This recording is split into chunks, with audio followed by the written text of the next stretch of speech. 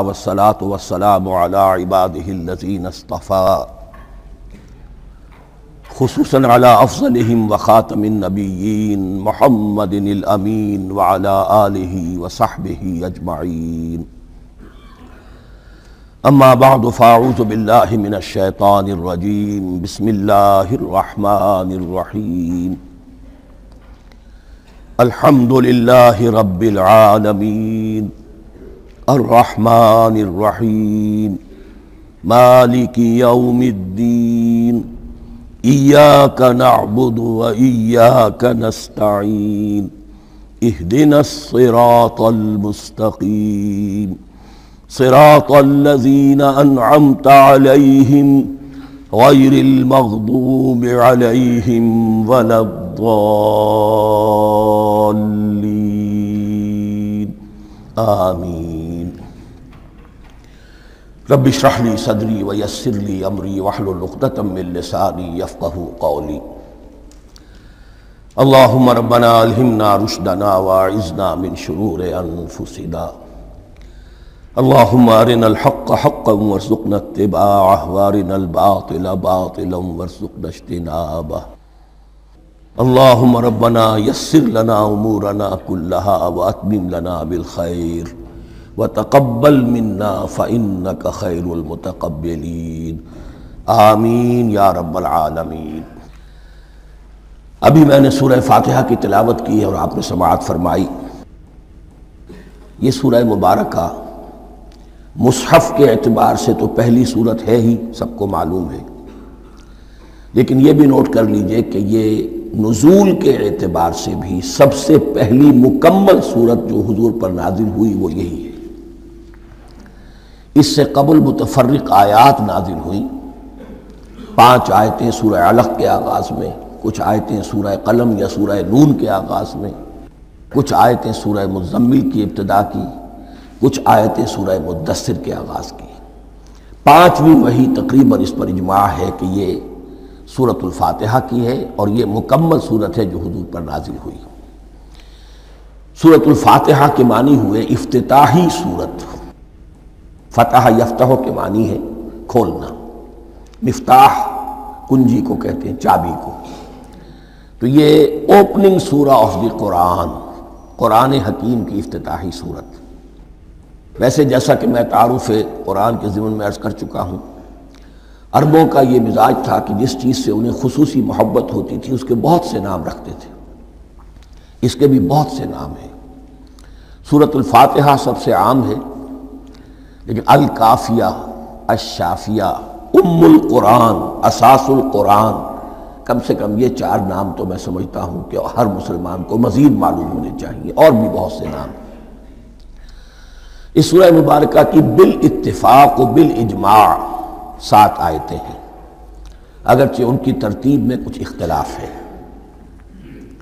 ایک رائے یہ ہے، اور یہ رائے امام شافعی کی بھی ہے اور بصرہ کے جو قراء تھے ان کی بھی ہے، کہ آیت بسم اللہ بھی سورہ فاتحہ میں شامل ہے، اس کا جز ہے. وہ اس کو شامل کر کے پھر 7 آیتیں بناتے ہیں.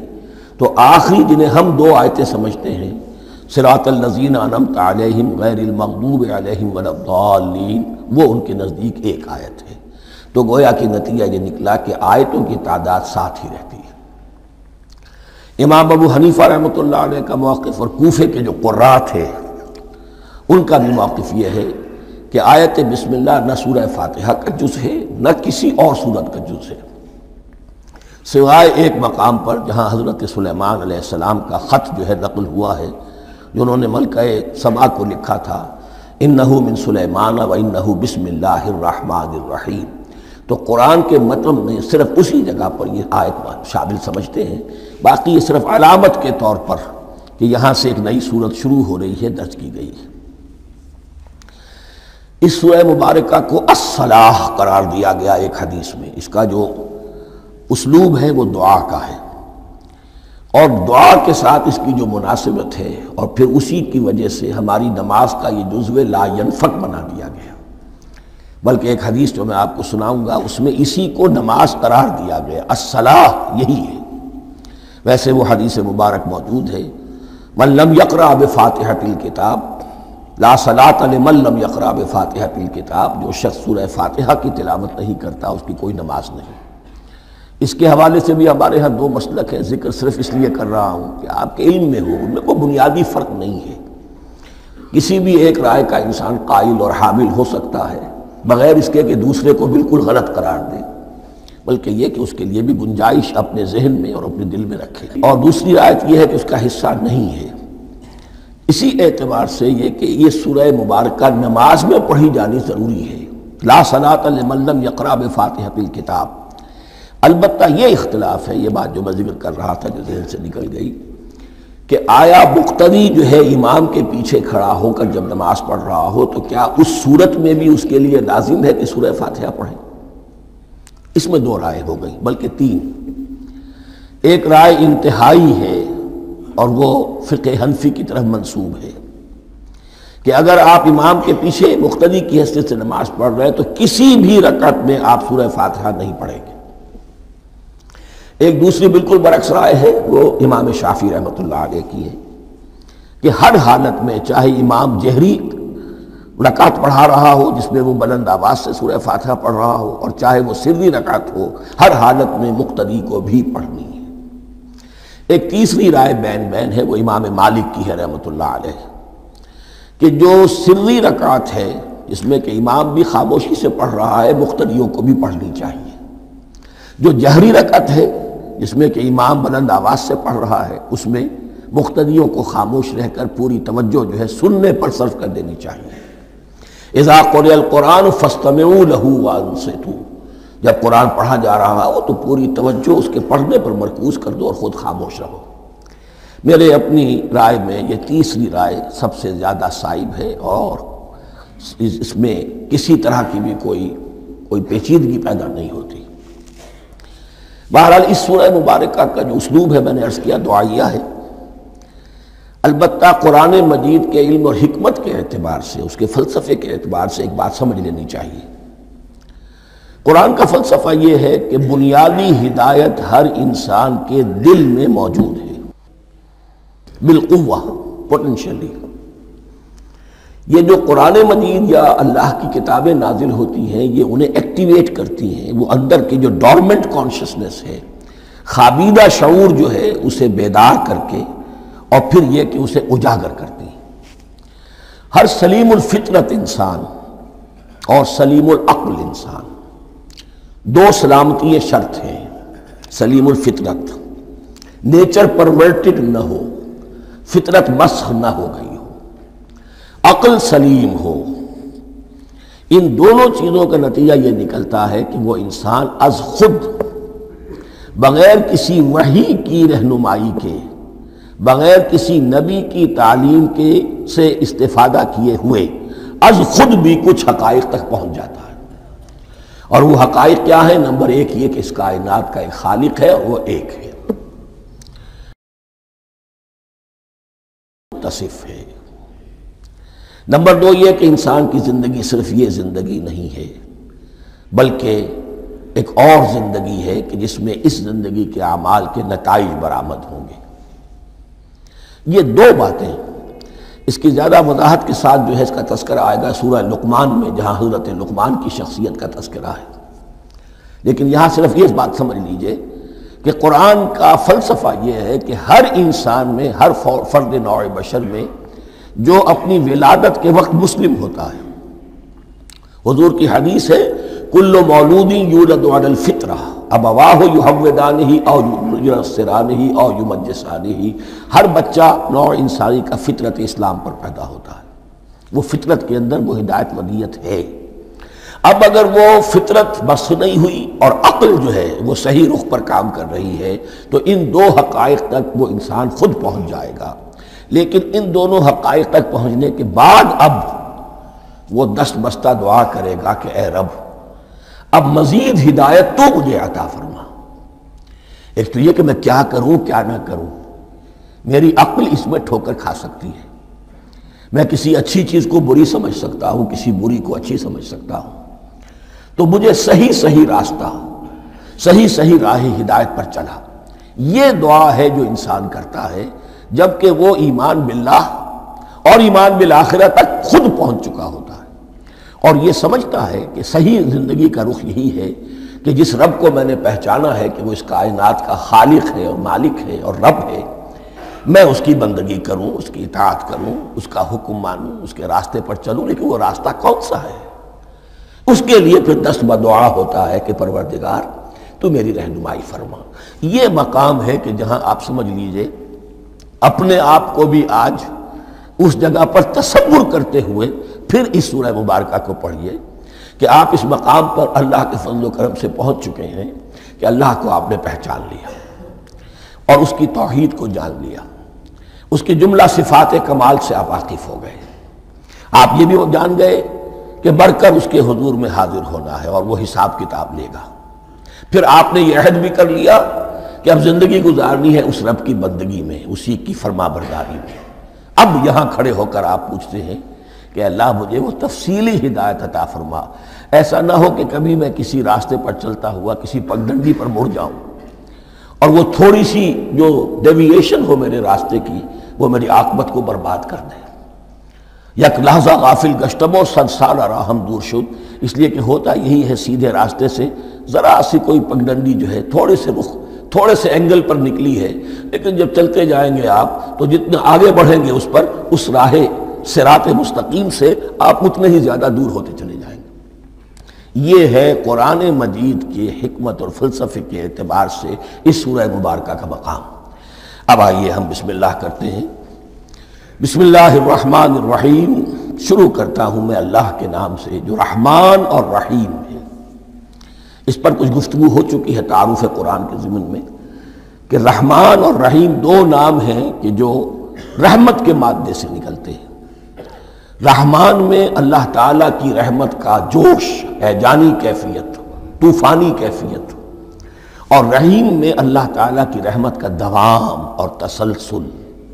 یہ دونوں کیفیات اللہ کی رحمت میں بیک وقت موجود ہیں، جس کا ہم تصور نہیں کر سکتے۔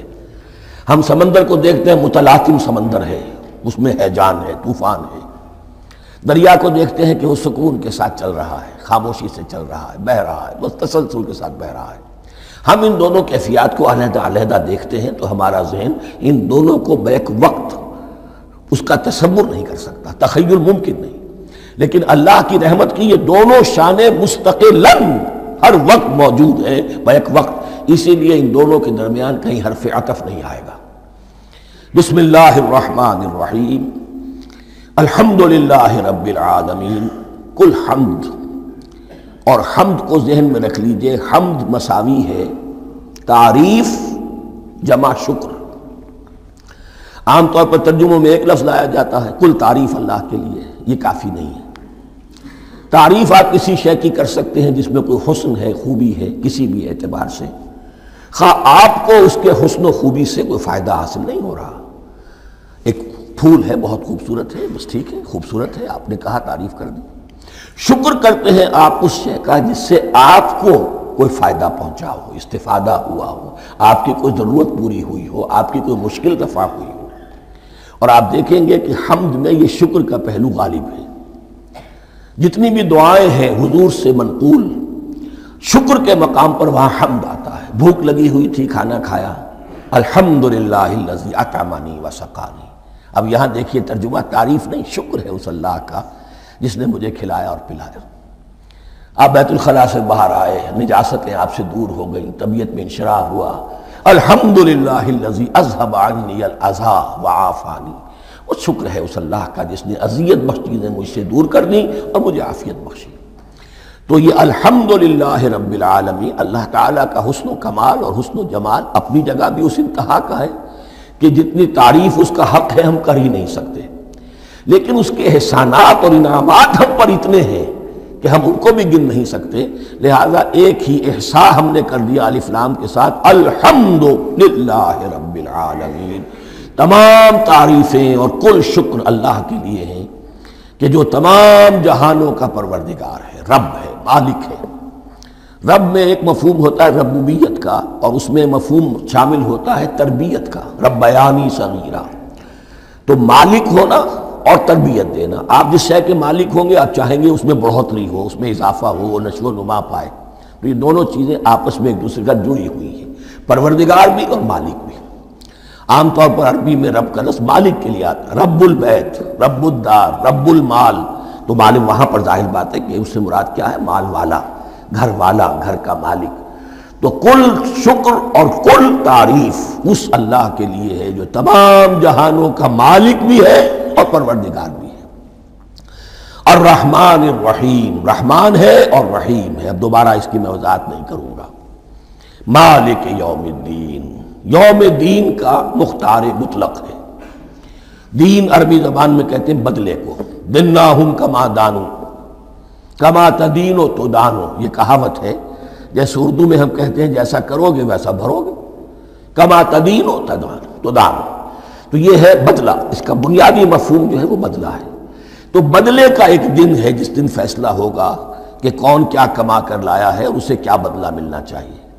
آیا اس کا برائیوں کا پلڑا بھاری ہے کہ اسے سزا ملنی چاہیے، یا اس کی حسنات اور نیکیوں کا پلڑا بھاری ہے کہ اسے جزا ملنی چاہیے، اس کا انعام اور اکرام کے ساتھ معاملہ کیا جانا چاہیے۔ وہ ایک دن ہے، اسے ہم یوم القیامہ کہتے ہیں۔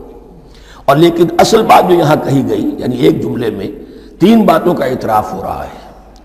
بعث بعد الموت، ایک دن آئے گا کہ ہم مرنے کے بعد تمام انسان اٹھا لیے جائیں گے، پھر حساب و کتاب، پھر اللہ کے ہاں حاضری ہوگی اور حساب کتاب ہوگا۔ اور تیسرا یہ کہ اس حساب کتاب کے دن کا مختار مطلق اللہ ہے، یعنی کسی اور کو اپنے ذہن میں سہارا بنا کر آپ زندگی گزاریں کہ وہ مجھے چھڑا لے گا، یا وہ ہستی جو ہے اتنی زوردار ہے کہ وہ مجھے بچا لے گی، اس سے اپنے دل کو، اپنے ذہن کو بالکل پاک کر لیجئے۔ مالک یوم الدین، ایک دوسری جگہ پر قرآن میں آیا ہے، اس روز کوئی پکارنے والا پکارے گا لمن الملک اليوم للہ الواحد القہار، آج کے دن کس کا اختیار مطلق ہے؟ اور پھر کہا جائے گا اللہ کے لیے الواحد قہار، جو پوری طرح چھایا ہوا ہے، بس تولی ہے۔ تو مالک یوم الدین، جو جزا و سزا کے دن کا مالک ہے۔ اب یہاں سے کلام ایک رخ بدل رہا ہے۔ ابھی تک تو یہ غائبانہ انداز میں کلام ہو رہا ہے، اللہ سے خطاب نہیں آیا اس میں ابھی۔ الحمدللہ رب العالمین الرحمن الرحیم مالک یوم الدین، اب خطاب ہے ایاک نعبد و ایاک نستعین، ہم صرف تیری ہی بندگی کرتے ہیں اور کریں گے، اور ہم صرف تجھ ہی سے مدد مانگتے ہیں اور مانگیں گے۔ یہ ترجمہ میں کیوں کر رہا ہوں کہ یہ فعل مضارع ہے۔ عربی زبان میں فعل مضارع حال اور مستقبل دونوں کو کور کرتا ہے۔ مفعول جو ہے اس میں ضمیر مفعول ہی اسے پہلے لا کر حشر کا مضمون پیدا ہو گیا۔ ہم تیری بندگی کرتے ہیں نہیں، ہم تیری ہی بندگی کرتے ہیں اور کریں گے۔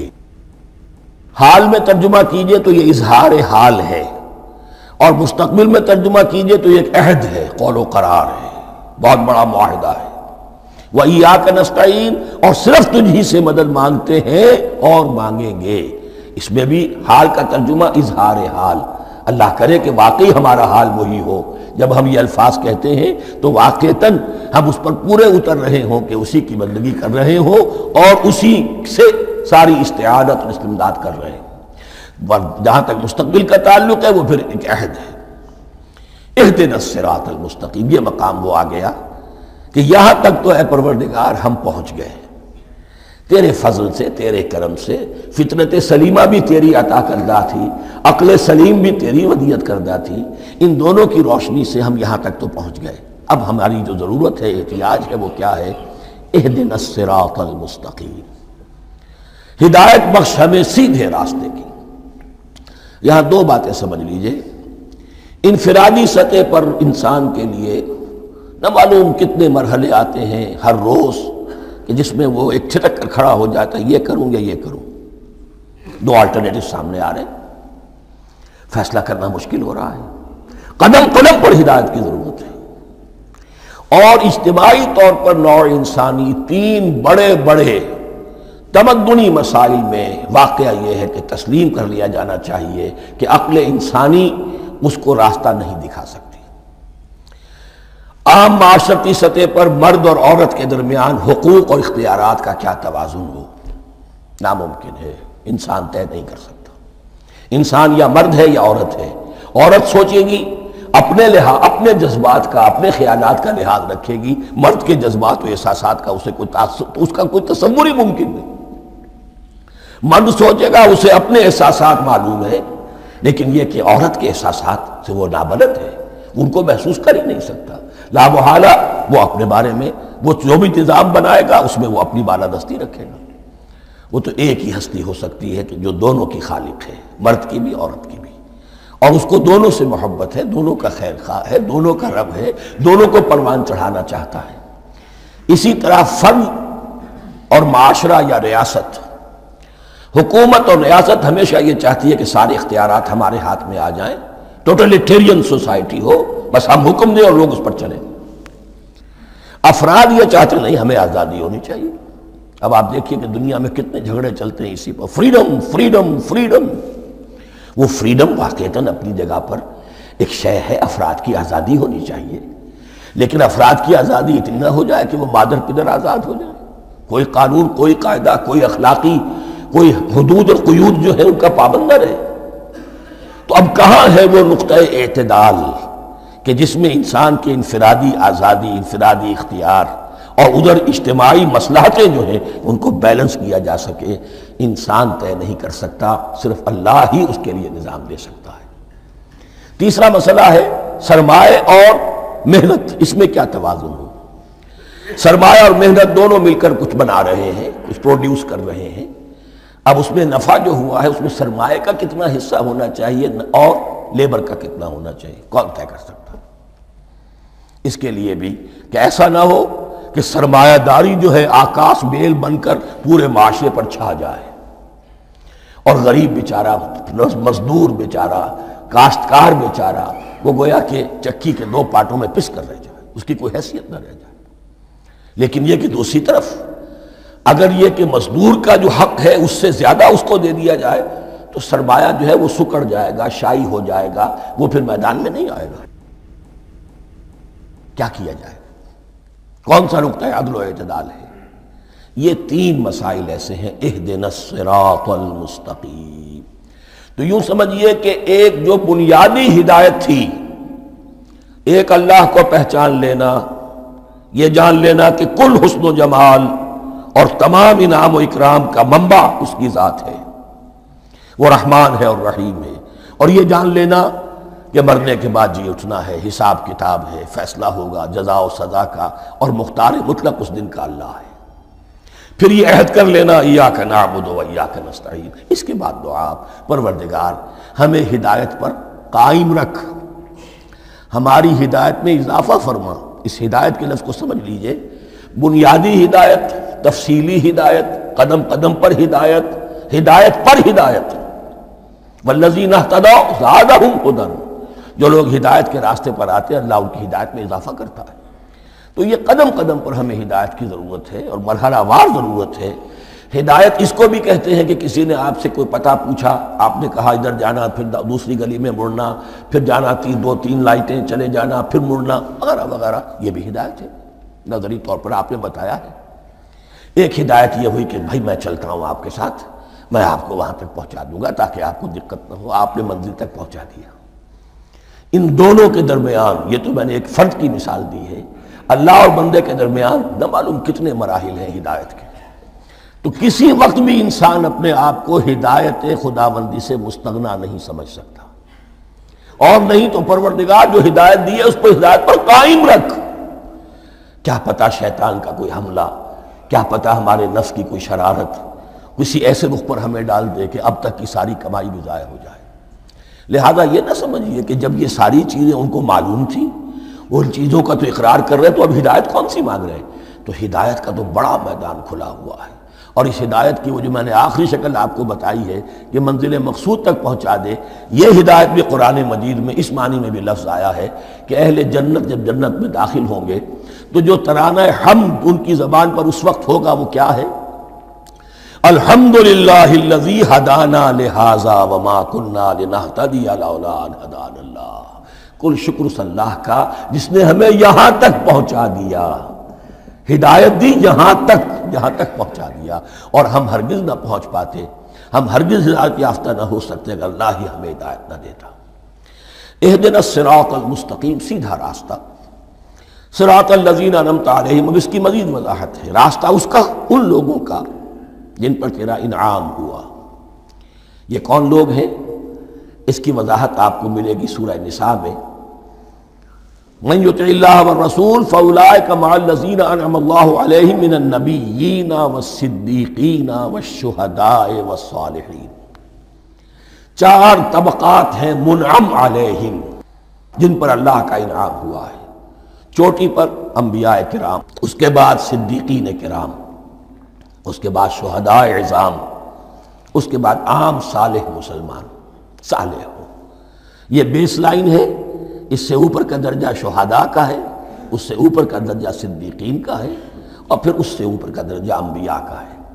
انبیاء میں سے پھر وہ بھی ہوتے ہیں کہ جو اولو العزم میں من الرسل ہیں، لیکن یہ چار طبقات ہیں، ان کے راستے پر ہمیں چلا۔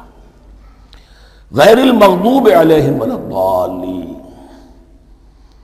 جو مغضوب علیہم نہیں ہوئے، جن پر تیرا غضب نہیں ہوا، اور غضب ہوتا ہے ان پر کہ جو ہدایت کے واضح ہونے کے بعد ہدایت کو ترک کر دیں، وہ ہے مغضوب علیہم۔ جنہیں ہدایت مل گئی ہو، ہدایت کو پہچان لیا ہو، پھر اپنی شرارت نفس کی وجہ سے، اپنی نفسانیت کی وجہ سے، اپنے تکبر کی وجہ سے، اپنے حسد کی وجہ سے وہ اس حق کو رد کر دیں، اس کو ترک کر دیں، ان پر اللہ کا غضب آتا ہے۔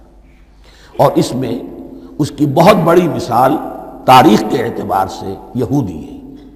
اللہ نے انہیں ہدایت دی، کتابیں عطا کی، تورات، انجیل، زبور، سینکڑوں نبی ان میں مبعوث کیے، 1400 برس تک نبوت کا تار ٹوٹا ہی نہیں، مسلسل۔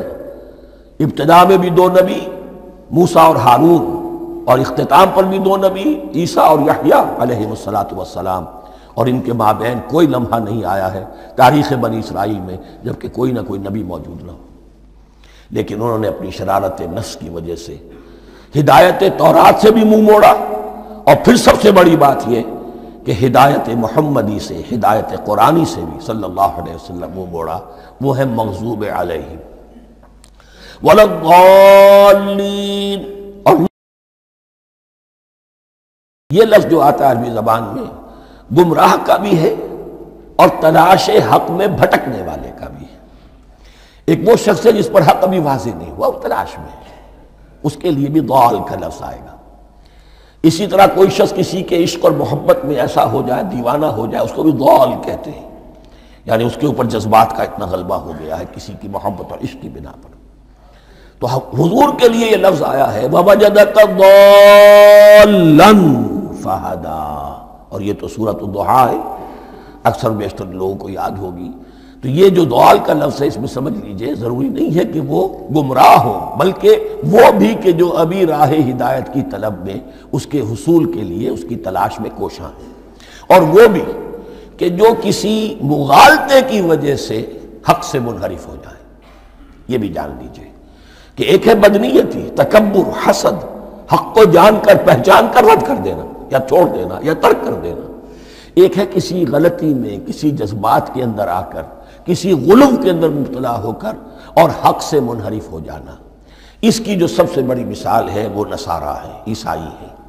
حضرت مسیح کو انہوں نے مانا لیکن غلو کیا، یہ لفظ آئے گا آگے، لا تغلو فی دینکم، اپنے دین میں غلو نہ کرو۔ جیسے ہمارے ہاں بھی بعض لوگ ہیں جو حضور صلی اللہ علیہ وسلم کی تعریف میں، حضور صلی اللہ علیہ وسلم کے ساتھ اپنی محبت کے اظہار میں غلو کر جاتے ہیں۔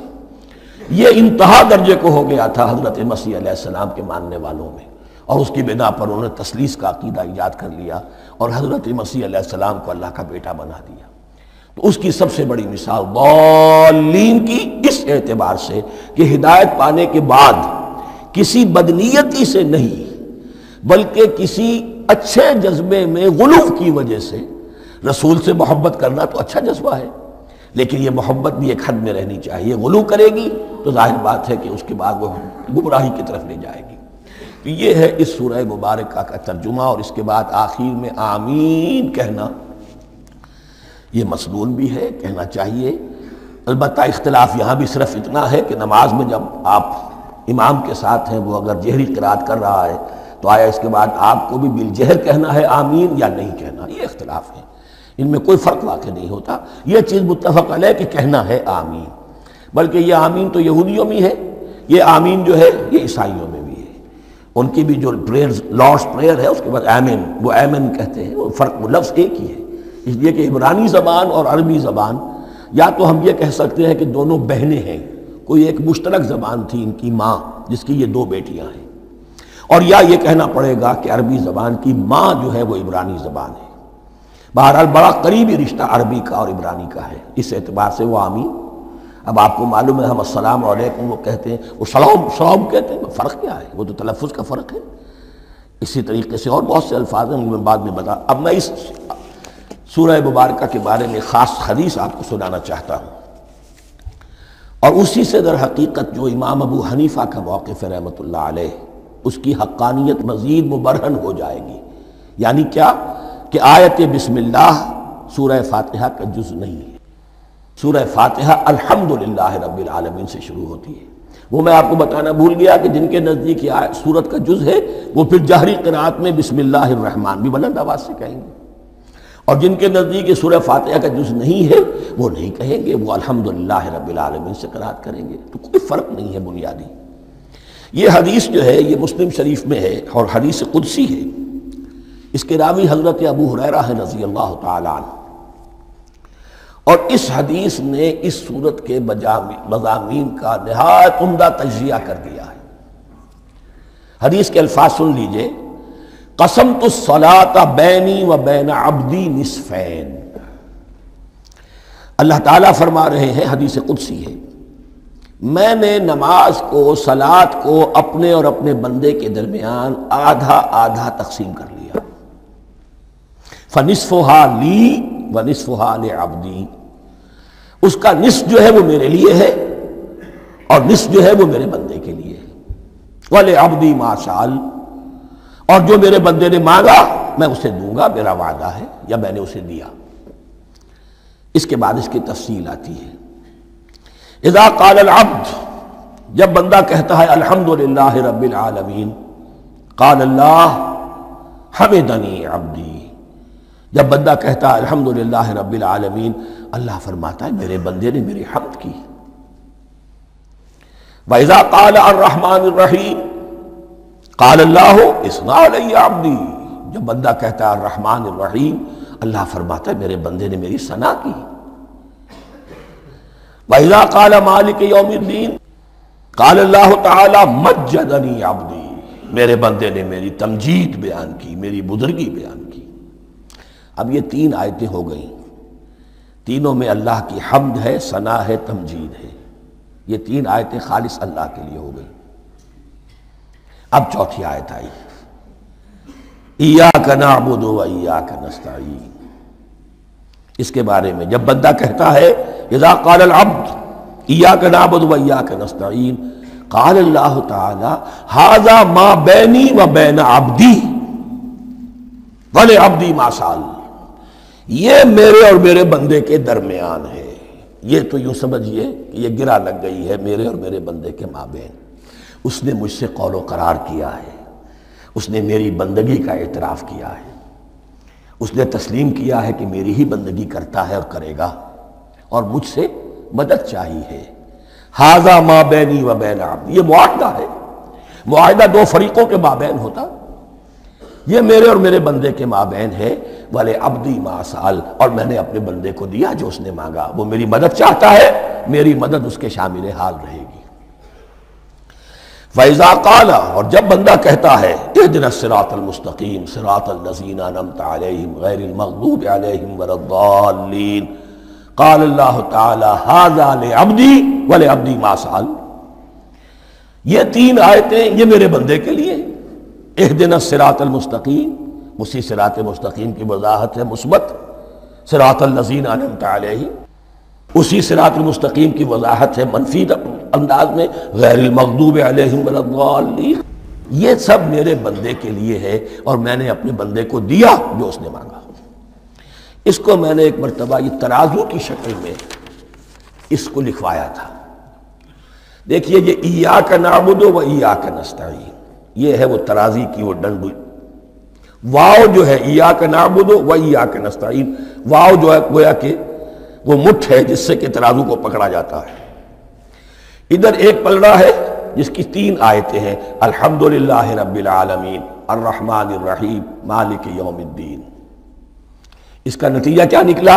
ایاک نعبد۔ آپ نے شاید یہ سنا بھی ہو، ایک بہت ہی عمدہ قرات کا جو ریکارڈ ہے قاری عبدالباسط عبدالصمد کا، وہ یہیں سے چل کر سورہ فاتحہ کی قرات کر کے ایاک نعبد پر آ کر رکتا ہے۔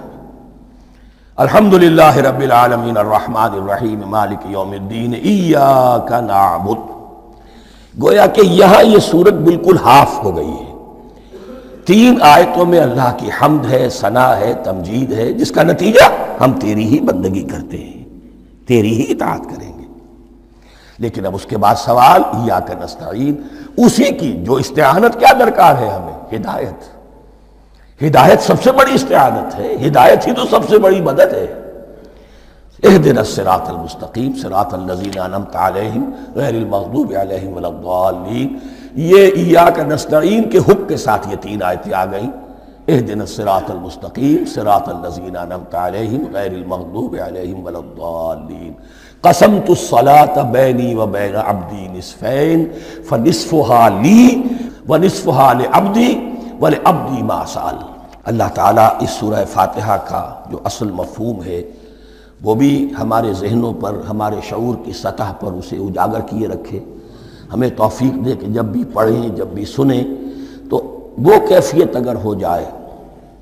اس لیے کہ ایک حدیث ہے کہ الصلاۃ معراج المومنین، نماز تو اہل ایمان کے حق میں معراج کے درجے میں ہے۔ اس حوالے سے ہم یہ سمجھ سکتے ہیں کہ کوئی وقت ایسا آ سکتا ہے کہ انسان کو واقعتاً، روح انسانی واقعتاً اللہ کے یہ جواب سنے۔ انہونی بات نہیں ہے یہ۔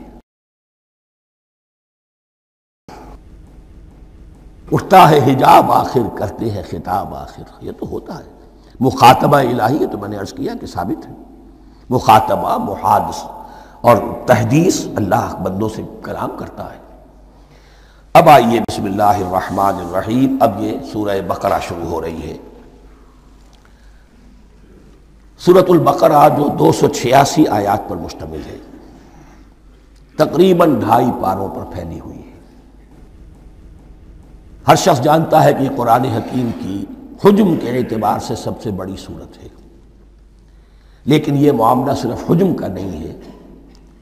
نبی اکرم صلی اللہ علیہ وسلم نے اسے سنام القرآن قرار دیا ہے۔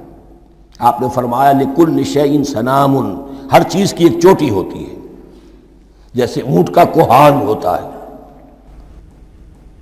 وسنام القرآن البقرہ، سنام القرآن، قرآن کی چوٹی جو ہے وہ سورۃ البقرہ ہے۔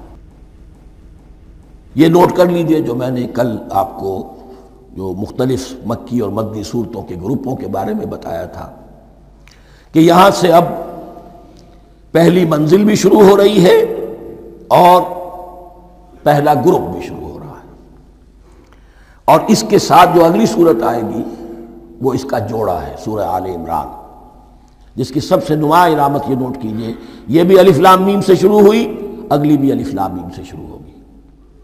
اس کے بعد 2 صورتیں مدنی اور ہیں، لیکن ان دونوں میں نہ حروف مقطعات ہے، نہ کوئی اور تمہیدی کلام ہے، براہ راست خطاب سورہ نساء میں یا ایھا الناس اور سورہ مائدہ میں یا ایھا الذین آمنوا، کوئی تمہیدی بات نہیں، کوئی حروف مقطعات نہیں، براہ راست خطاب۔ وہ ایک جوڑا ہے سورہ نساء اور سورہ مائدہ، اور یہ ایک جوڑا ہے سورہ بقرہ اور سورہ آل عمران۔ سورہ بقرہ اور سورہ آل عمران کو نبی اکرم صلی اللہ علیہ وسلم نے الزہراوین بھی قرار دیا ہے۔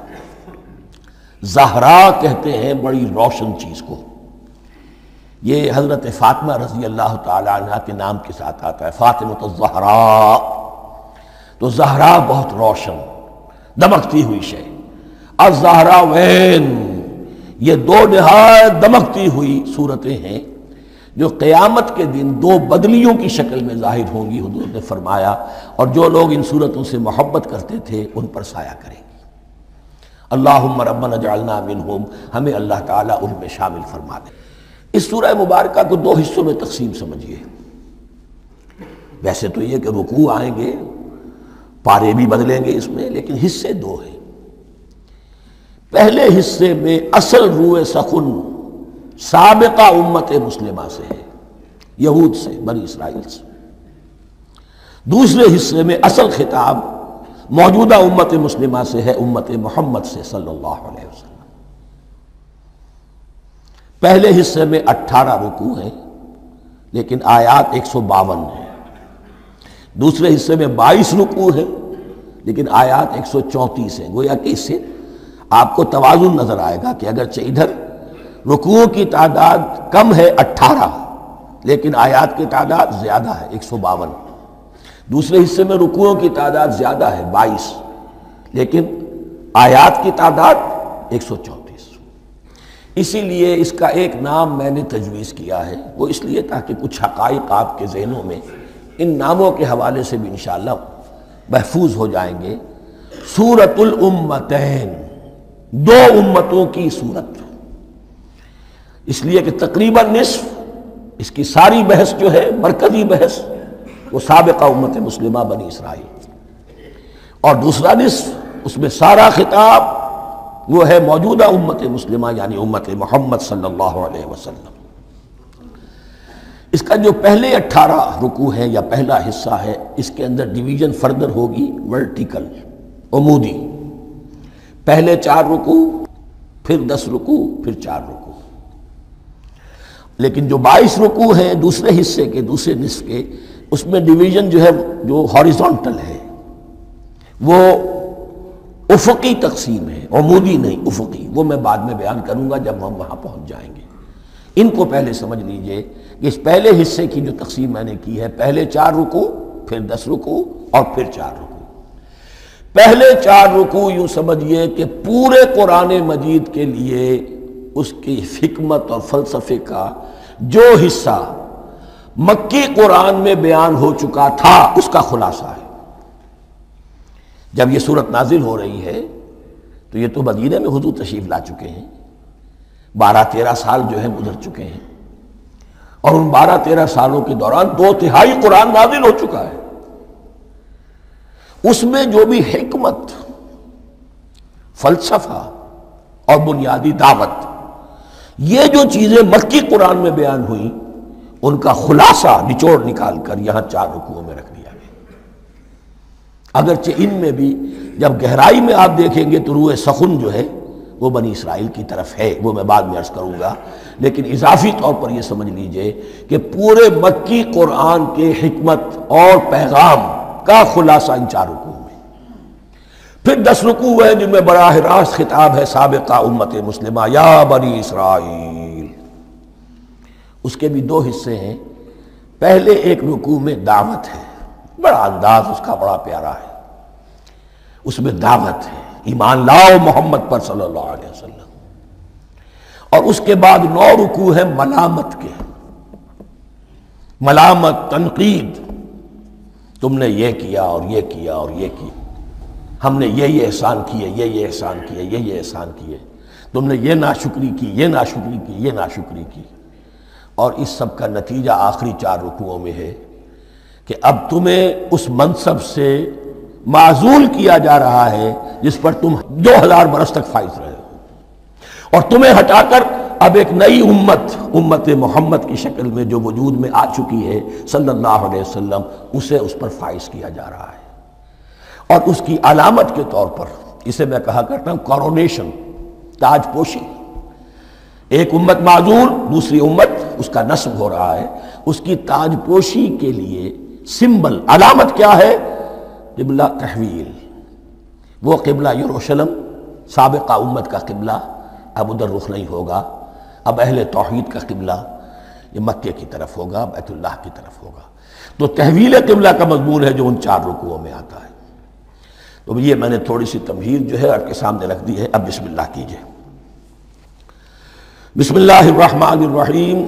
الف لام میم، الف لام میم یہ حروف مقطعات ہیں، یہ علیحدہ علیحدہ پڑھے جاتے ہیں، علم نہیں پڑھ سکتے اس کو۔ الف لام میم، ہا میم، ہا علیحدہ میم علیحدہ، اگرچہ لکھے ہوئے ہوتے ہیں جڑے ہوئے، کاف ہا یا عین صاد لکھے ہوئے جڑے ہوئے، پڑھے جائیں گے علیحدہ علیحدہ، قطع علیحدہ کرنا۔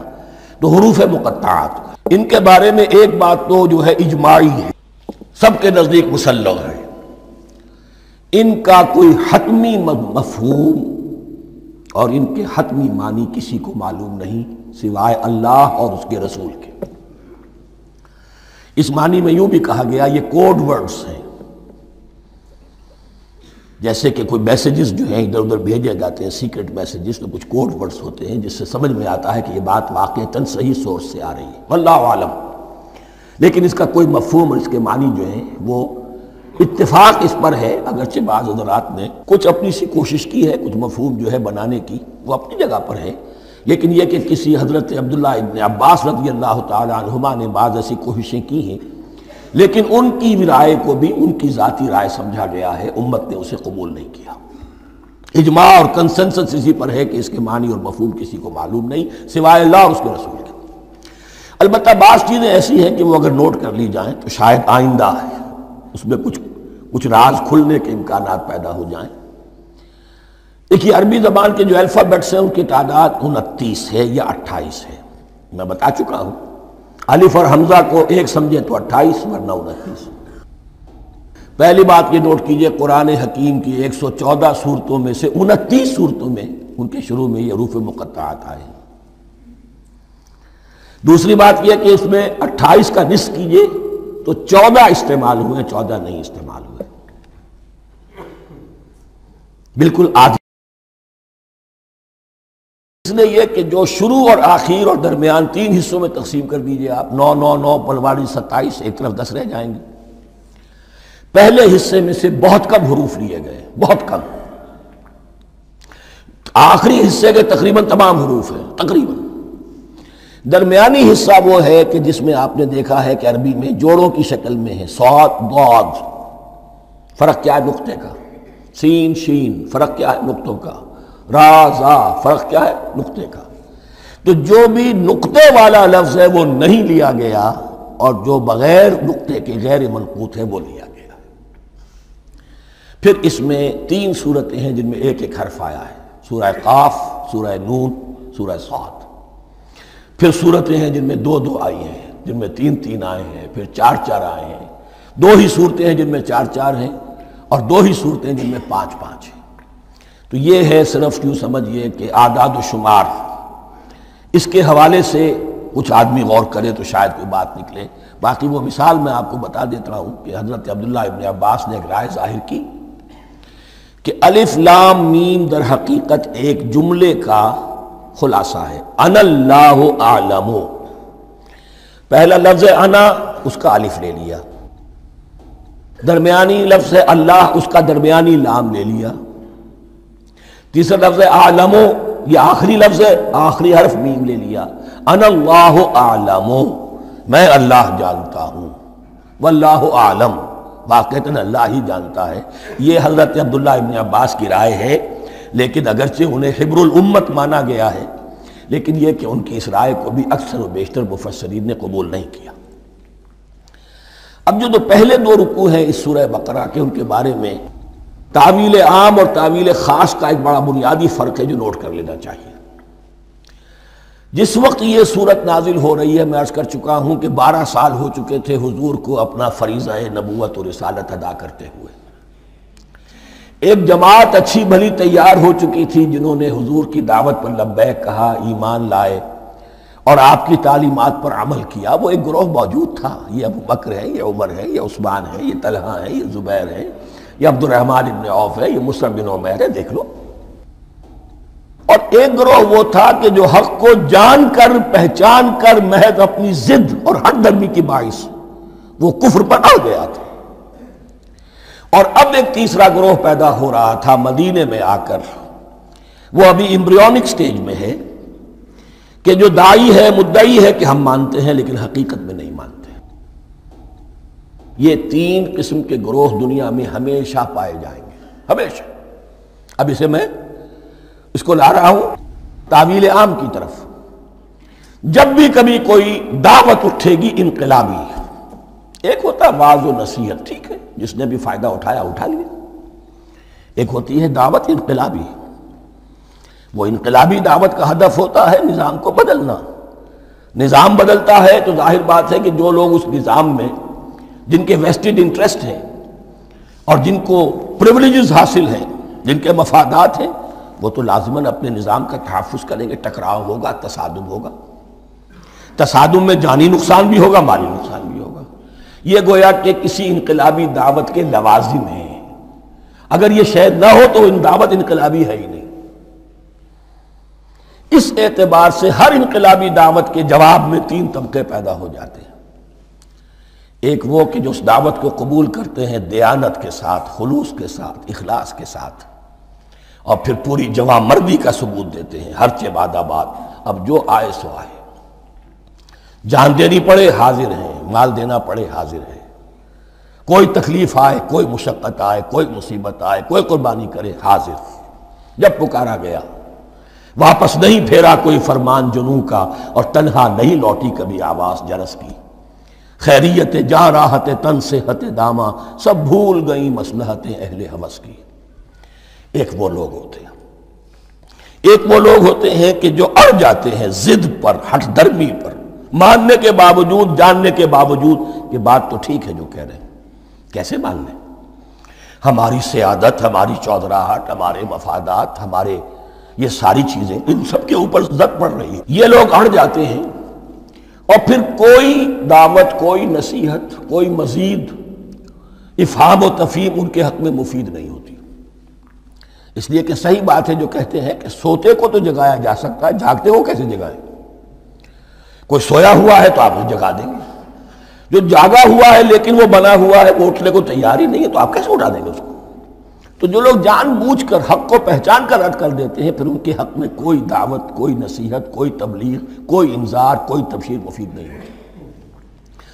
تیسرا درجہ ایسے لوگوں کا ہوتا ہے جو یا تو شروع میں آتے ہی شرارت کے ارادے سے ہیں، کوئی مصلحت ہے جس کی وجہ سے اس دعوت کو قبول کر لیا، کوئی ذاتی منفعت ہے جس کے لیے قبول کر لیا، یا یہ کہ شروع میں تو اخلاص کے ساتھ آتے ہیں لیکن جب قربانی دینے کا وقت آتا ہے تو ان کے اندر سیرت و کردار کی وہ مضبوطی نہیں ہوتی کہ ہر چہ بعد آباد، یہ نہیں ہوتی۔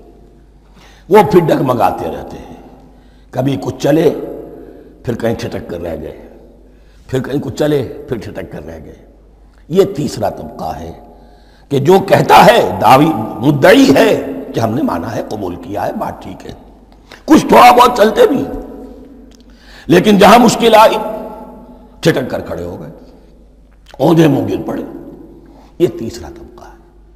اس کے لیے لفظ ہمارے ہاں منافقین بھی ہے، لیکن اس رکوع میں آ کر ابھی ان 4 رکوعوں میں نہیں بلکہ سورہ بقرہ میں مکمل میں بھی کہیں نفاق کا لفظ نہیں آیا ہے، اس لیے کہ اسے مرض سے تعبیر کیا گیا۔ یہ مرض ہے ایک، اور اس مرض کے ذریعے سے لوگوں کے اندر جو ہے وہ ایک نفاق کا بیج پڑ رہا ہے، جو ظاہر ہوگا تو منافقت پوری کی پوری کھل کر سامنے آ جائے گی۔ روگ ہے انسانی شخصیت کا، اس حوالے سے وہ تیسری، اور یہ چونکہ اہم ترین حصہ تھا اور یہ مرض اب شروع ہو رہا تھا، مدینے میں، مکے میں نہیں تھا، لہذا زیادہ تفصیل سے اس کے بارے میں گفتگو ہوئی۔